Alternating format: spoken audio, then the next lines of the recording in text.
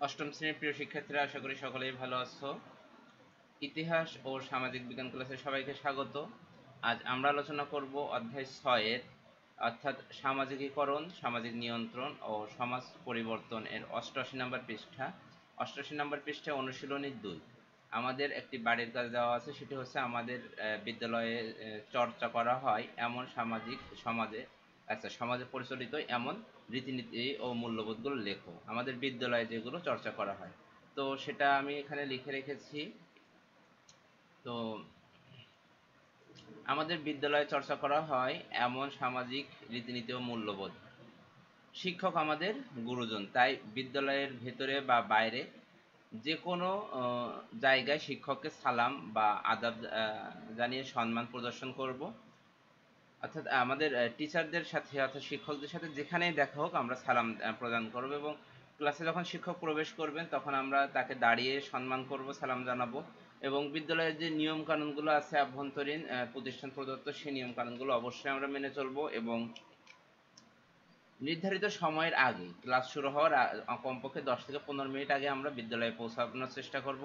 এবং সহপাঠীদের সাথে আমরা ভালো আচরণ করব, পারস্পরিক শ্রদ্ধাবোধ দেখাবো, সম্প্রীতি, সহমর্মিতা এবং পরোপকারিতার চর্চা করব। এবং বিদ্যালয় প্রাঙ্গণ সবসময় আমরা পরিষ্কার পরিচ্ছন্ন রাখবো।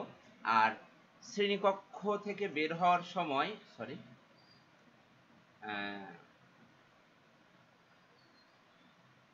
শ্রেণীকক্ষ থেকে বের হওয়ার সময় লাইট, ফ্যান বন্ধ রাখবো। এবং শিক্ষক যখন আমাদের ক্লাস নেবেন, পড়ানোর সময় আমরা কথা বলবো না, হইহট্টগোল করব না। এবং ক্লাসে যদি বিশেষ চাহিদা সম্পন্ন কোনো সহপাঠী থাকে তাহলে তার সাথে সহযোগিতাপূর্ণ আচরণ করব। এবং কোনো কারণে ক্লাস না হলে সবাই মিলে হইহট্টগোল করে অন্যদের বিরক্ত করব না।